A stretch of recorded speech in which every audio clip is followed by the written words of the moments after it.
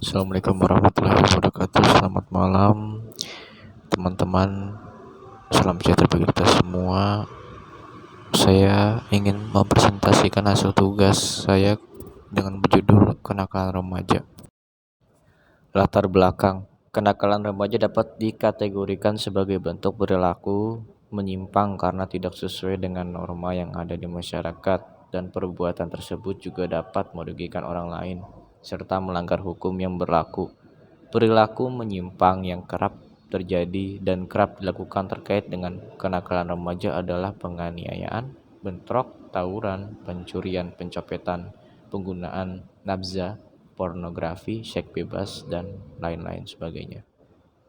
Kenakalan remaja muncul sebagai permasalahan yang harus ditangani dengan benar karena remaja sebagai generasi penerus harus memiliki karakter dan etika yang baik.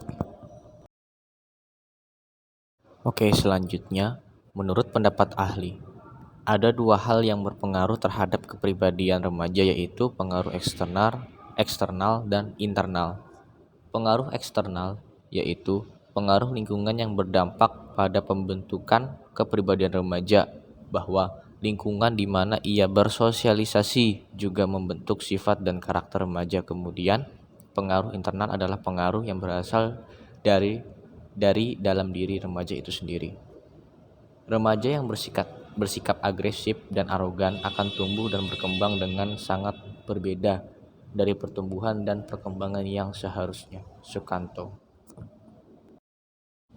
Selanjutnya, pengertian kenakalan remaja dan menurut pendapat para ahli. Kenakalan remaja merupakan tingkah laku yang melampaui batas toleransi orang lain atau lingkungan sekitar, serta suatu tindakan yang dapat melanggar norma-norma hukum. Secara sosial, kenakalan remaja ini dapat disebabkan oleh suatu bentuk pengabaian sosial sehingga remaja ini dapat mengembangkan bentuk perilaku yang menyimpang. Sumiati 2009 mendefinisikan kenakalan remaja adalah suatu perilaku yang dilakukan oleh remaja dengan mengabaikan nilai-nilai sosial yang berlaku di dalam masyarakat. Kenakalan remaja meliputi semua perilaku yang menyimpang dari norma-norma dan hukum yang dilakukan oleh remaja. Perilaku ini dapat merugikan dirinya sendiri dan orang-orang di sekitarnya. Karakteristik klien.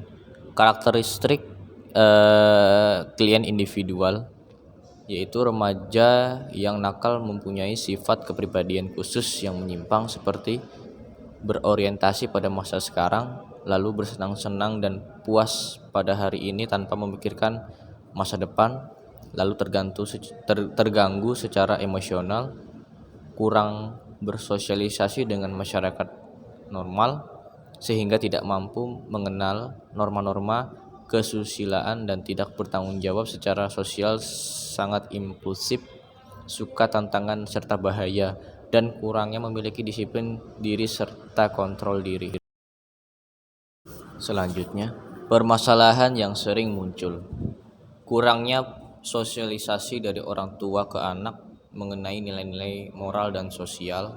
Contoh perilaku yang ditampilkan orang tua, modeling di rumah terhadap perilaku dan nilai-nilai antisosial. Yang ketiga, kurangnya pengawasan terhadap anak, baik aktivitas pertemanan di sekolah ataupun di luar sekolah. Kurangnya disiplin yang diterapkan orang tua pada anak. Analisis kebutuhan. Mengenal dan mengetahui ciri umum dan khas remaja. Yang kedua, mengetahui kesulitan-kesulitan yang secara umum dialami oleh para remaja.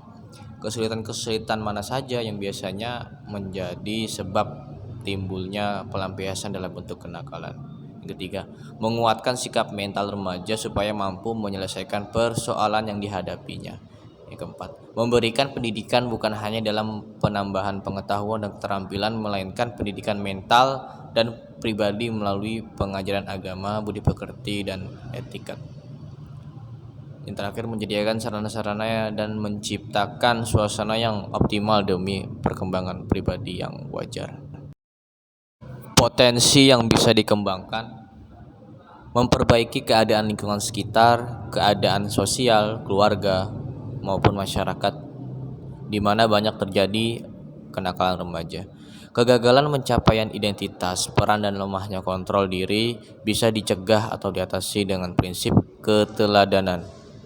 Remaja harus bisa mendapatkan sebanyak mungkin figur orang-orang dewasa yang telah melampaui masa remajanya dengan baik, juga mereka yang berhasil memperbaiki diri setelah sebelumnya gagal pada tahap ini.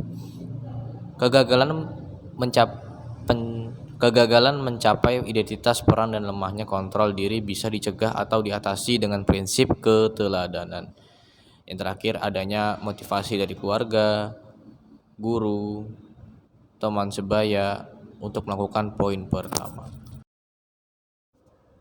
Yang terakhir, layanan BK yang tepat. Yang pertama, ada fungsi pemahaman. Dalam hal ini, bimbingan dan konseling berfungsi memberikan pelayanan yang berguna untuk memahami keadaan siswa dan lingkungannya, serta memberikan pemahaman siswa terhadap informasi yang mereka perlukan.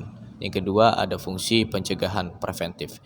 Pelayanan bimbingan dan konseling bersifat mencegah atau menghindarkan siswa dari mengalami masalah yang mungkin terganggu.